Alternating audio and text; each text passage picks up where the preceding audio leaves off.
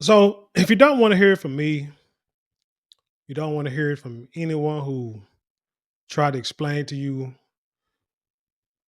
where the Democrats went wrong, then who else better to tell it than an actual Democrat? You see the screen here.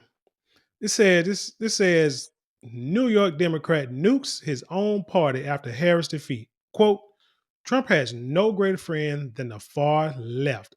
Amazing. Let's let's get into this, shall we?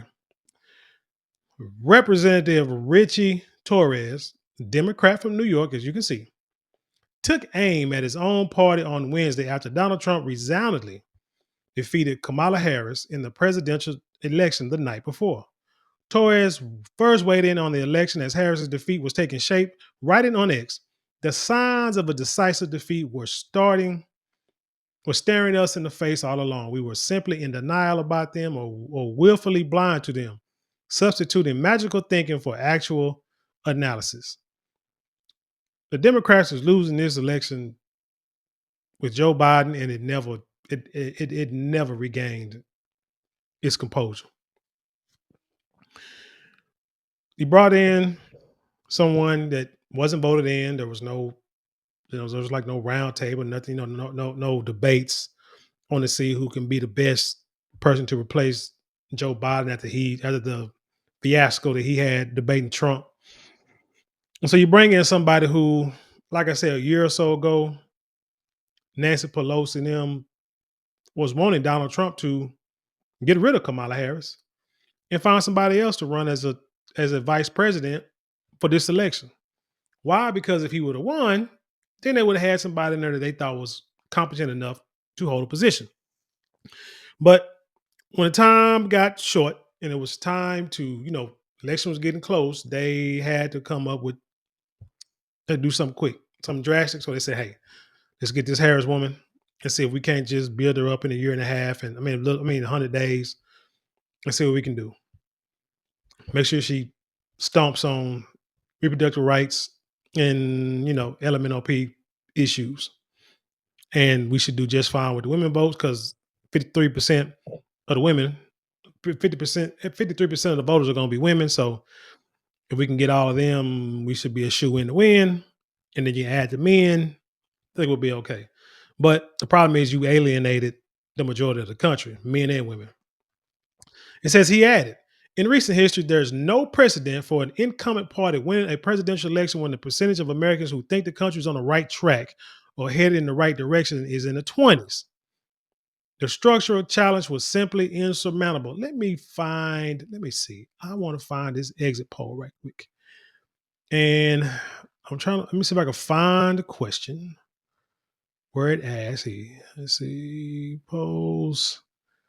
Read this exit poll earlier, and it's about the demographics of everyone who voted, Republican or Democrat. I see the income, religion,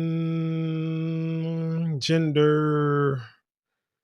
Oh, do you think the condition of the nation's economy is, give them four choices: excellent, good, not so good, poor? 5% of the voters felt that it was good. Excellent.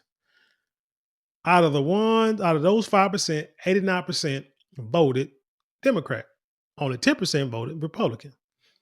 Those who thought it was good, 27%, and 91% voted Democrat, 8% voted good. So, if you think that everything is good, you're going to vote Democrat. Okay, but not so good, 35%. Poor, 33%. Out of that, that's 68%. Out of 68% who thought it was not so good or poor, 70% voted Republican.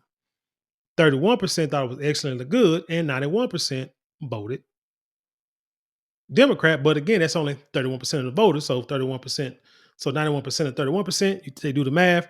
70% of 68% do the math.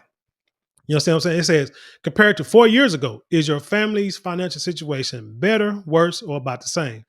24% said it was better, but 46% said it was about the same.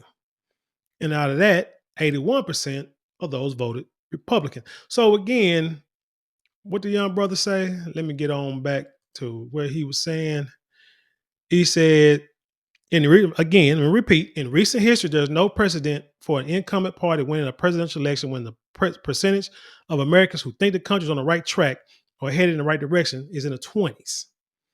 The structural challenge was simply insurmountable. So the majority of people did not think this country's on the right track, and whoever's in office is going to get blamed. So we got to get him out of there. On Wednesday morning, he posted again and tore into the far left of his party. Donald Trump has no greater friend than the far left, which has managed to alienate historic numbers of Latinos, Blacks, Asians, and Jews from the Democratic Party. With absurdities like defund the police or from the river to the sea, I don't know what that is, or Latinx. So you like separating, but trying to come together by separation. It doesn't work that way. There is more to lose than there is to gain politically from pandering to a far left that is more representative on Twitter, Twitch, and TikTok than it is of the real world. The working class is not buying the ivory tower nonsense that the far left is selling, he argued. And that's true. You're trying to say the economy is great, but inflation is high, prices are high, and you haven't come up with any solution. And let's just be honest, you were the one in office. That was the biggest thing.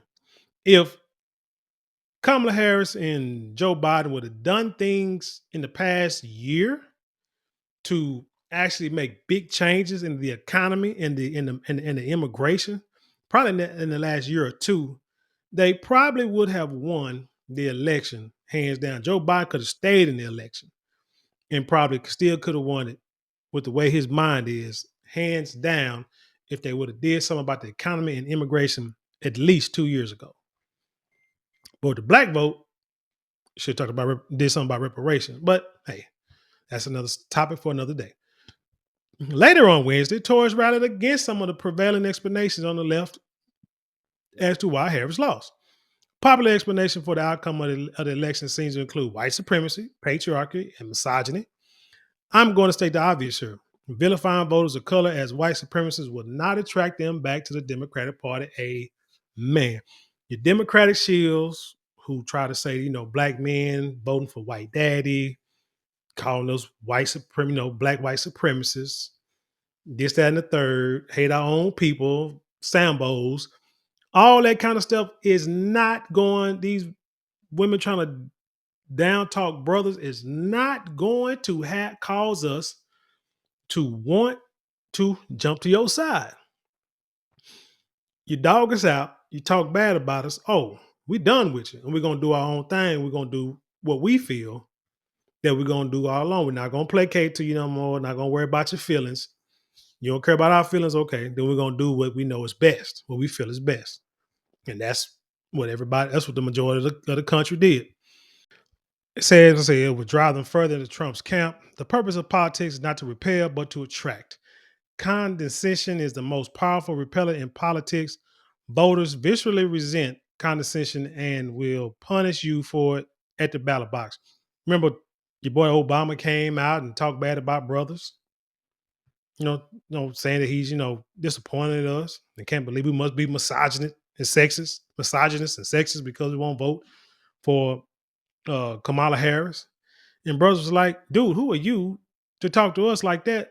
Because you ain't do nothing for us. You ain't nobody that we looking at and following and proud of, because you did nothing for black people anyway. Although you try to act like you were here for us and we voted you in as the first black president, you did nothing for us. So it's like, man, go sit down. And then you got like those on the View, Roland Martin, Joy Reid, Van Jones, all these guys talking bad about brothers, D.L. Hughley, Ricky Smiley, all these people just talking bad about us and saying they disappointed and disgusted with us and saying we are disappointments because they didn't want to vote for Kamala Harris. Well, that's not going to cause brothers to do what you want them to do. You should know that. If you knew your brothers like you act like you do, you'd have never done nothing like that, because that only hurt you. Torres has made headlines in recent months. Okay, well, about his staunch pro-Israel advocacy following the devastating October 7th attack on southern Israel by Hamas. The New York Democrat left the Congressional Progressive Caucus in February and has repeatedly sparred publicly with fellow Democrats over the Israel-Hamas war. Well, that's something different. But anyway, hey, he said it himself, man, y'all pretty much the Democratic Party came at us the wrong way, came at the people the wrong way. And that's why they lost the votes, didn't get the votes they wanted. So, I mean, it's simple as that. Nothing more, nothing less.